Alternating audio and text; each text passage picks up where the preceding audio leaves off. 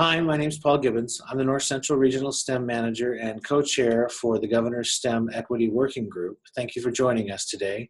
We'll go ahead and go through some introductions and share some information about our upcoming STEM equity training that's going to be available.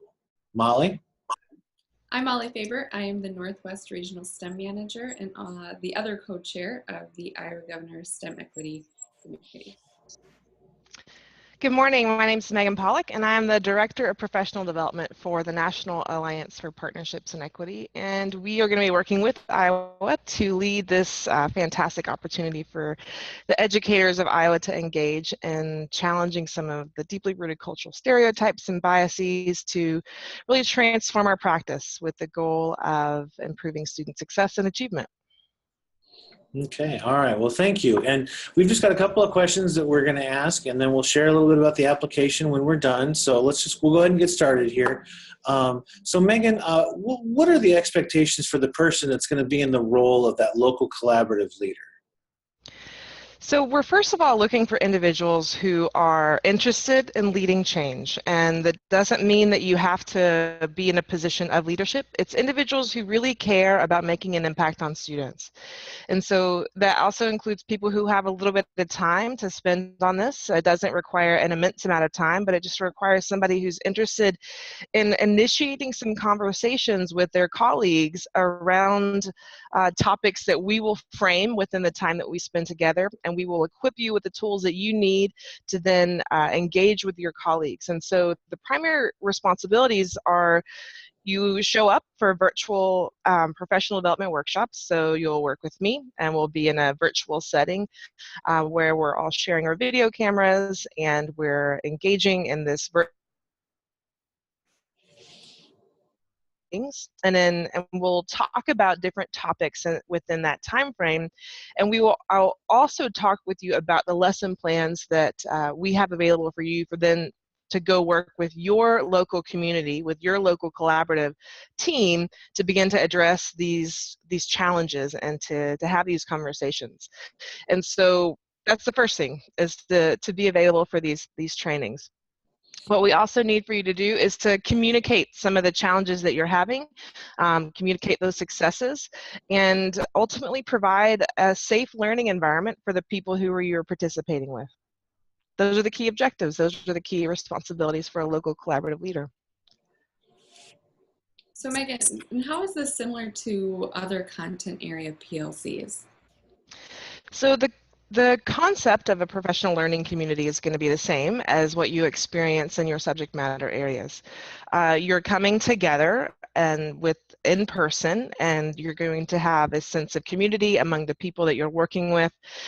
You're going to talk about some of the challenges and talk about some new content kinds, not necessarily new content related to your subject content, but new content related to educational equity, and just have a discussion. They're going to largely be informal meetings, but they're informal meetings that are going to help help all of us as individuals really begin to increase our own awareness of ways that we may be communicating unintentionally to students things that are discouraging them from seeing themselves in STEM careers or seeing themselves as able to succeed within STEM pathways. And so it's not going to be dissimilar. You're going to build the cohort, and you're going to build the team that you can, and they'll come together in a committed way for a handful of times across the school year. And you're just coming together to learn, increase awareness, and be prepared to kind of transform and challenge the ways that you do things in the classroom.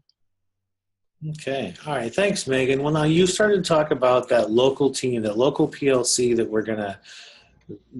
we need to pull together. So could you help me understand a little bit more about who should be on that team and maybe how I might go about finding those people or recruiting those people? At the end of the day, we want people around the table who are interested in making a difference in students' lives. And from what I know about educators, that's most of them. And so you could bring together counselors, advisors, educators, administrators, librarians, associates, coaches, and any kind of teacher. Bring them to the table in a way that they are interested in engaging in these topics around educational equity.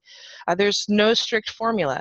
I mean, we're certainly focusing this work framework around STEM pathways and STEM careers. And so we invite the STEM educators to the table as well, but that's not all that can fit, right? We need every person who has influence and impact on students' lives to come and learn about different ways that they can have a more positive impact on student achievement and success in STEM. Thanks, Megan. When you say that there will be different topics being talked about around the table. Can you give us an example or some details about the topics and units that will be in use? So we're going to have 4 units, and the 4 units are going to situate mostly around this concept of micro-messaging. And micro-messages are small, subtle, unconscious messages that we both send and receive when we communicate with others. And these messages are really powerful. They can either build our students up or they can tear our students down. And what we begin to recognize, and what we will recognize through the units of what we discuss, is recognizing how do these micro messages form. They are formed by deeply rooted cultural stereotypes that become biases that each and every one of us hold. And these biases then manifest in really small ways through micro messages. And it's the accumulation of these messages that are so powerful. They accumulate and they affect student self-efficacy. And self-efficacy is a student's belief that they can or cannot do some type of task. And what we know from the research is that the student STEM self-efficacy is a tremendous indicator in not only their performance, but their future success in STEM pathways. And so what we are going to do within these 4 units is we're going to focus on this framework. We're going to talk about, what is equity and how does this different from equality? And we're going to talk about that in the concept of what are these stereotypes? Where do they come from? How do they become these biases that we hold? And then we're going to talk about that, the micro messages. What are they? How do we acknowledge them? How do we address them? How do we increase our own awareness of the ways that these micro messages are happening? And then we're going to talk about self-efficacy. And in addition, on the self-efficacy unit, we're going to talk about mindset. Mindset comes out of the work of Dr. Carol Dweck from Stanford. And it's this idea that if we have a growth mindset, this idea that with any kind of effort, with any kind of extra practice and engagement that we can get better, that actually builds our student self-efficacy. So we'll teach you all how to not only address your own mindset, but then to teach with a growth mindset. And then finally, we're going to talk about what does this look like specifically in the classroom. So a lot of STEM educators are doing project-based learning in the classroom or problem-based learning. Well, there are very specific ways that we can ensure that we are teaching in an equitable fashion through those PBLs. So we'll introduce some concepts and a framework, a reflection tool that's kind of like a rubric to make sure that every time that you're teaching project-based learning, that you're teaching it in a way that's addressing every student's needs in those classrooms. And so that's the general framework that we're going to work through. Everything that we do is very strategy focused and application based. So we introduce a little bit of theory, but then we end up with what does this look like for you, and how does this look like what does this look like in the classroom? And so we are focused on transformation and impacting students. And so what you can guarantee is that when you participate in this work, that you're going to take home strategies, that you're going to take home tools that are going to help you make a difference in students' lives. Okay. All right. Thank you, Megan. And I'm very familiar myself with the partnerships with your organization, the National Alliance for Partnerships in Equity, but some of the people in Iowa may not be. You've done a great job of explaining kind of how this is going to look, but if you could just share a little bit about NAPE with the audience, that'd be great. Yeah, so NAPE as an organization has been around for just about 40 years, and we've been a membership organization for that long. And in the last handful of years, I guess about 7 years, we've really focused on professional services to schools and institutions addressing issues of disparity and inequity around non-traditional careers and pathways. And non-traditional careers and pathways are any career where where one gender represents less than 25% of the workforce, which happens to be most STEM pathways, and they're non-traditional for women. I personally know this very well. I'm an engineer. My background's in computer science and engineering, and I worked in industry, and that's what brings me to this work. And so I'm excited to work with the educators of Iowa to help them understand different ways that they can not only impact young women and students of color in choosing these STEM careers and pathways, but what we know about this research and has been proven in the work that we've done in Texas is that it's the rising tide raises all boats. So when an educator implements the strategies of educational equity, it helps every student. It doesn't just help females. It doesn't just help students of color. It helps every student, and that's what we're aiming for, right? And so NAPE as an organization is really focused on ensuring that every student has the potential to go into a career that is high demand, high wage, and it's going to provide a wonderful life trajectory for them. And they're not limited to those options simply based on their gender or their skin color. And so we're excited to work with Iowa. We're excited to engage with educators who are interested in learning more about themselves and learning about ways that they can create more inclusive learning environments for students and ultimately impact student success in STEM.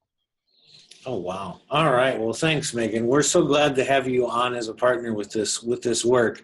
I'm going to go ahead and do a screen share where I'm going to share what this application looks like, because the application for this program is online. It's at the website of the iowastem.gov/equity-training. Again, iowastem.gov/equity-training. And really, this application, we've tried to keep this as simple as possible. You've got some general information here about the application. There is more detailed information that you can download if at this link. But otherwise, basically, there's standard contact information that we need for that local collaborative leader. For that local leader, we do ask that they submit a resume, and we do ask 2 questions for that application. One is, why would you like the opportunity to be a local collaborative leader, and how do you foresee this impacting your school or community? And then providing some specific examples of how you are equipped to be a local collaborative leader, given the ideal qualifications and responsibilities. Again, all of those are included up further on this web page. You can always contact Molly or myself, and our contact information is on there, and we'll share that here when we're done.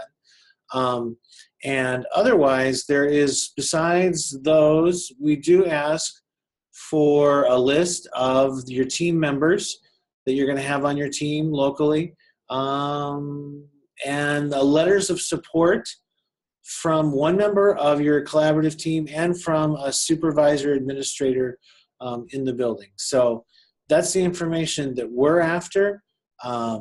Molly, is there anything I've left off or that we need to maybe touch before we call this quits? It is important to remember that the application window will close on November 4th.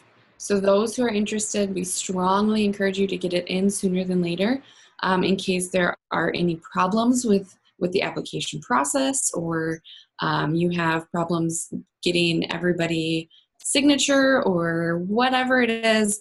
Just we strongly encourage you to apply and submit your application before the November 4th deadline.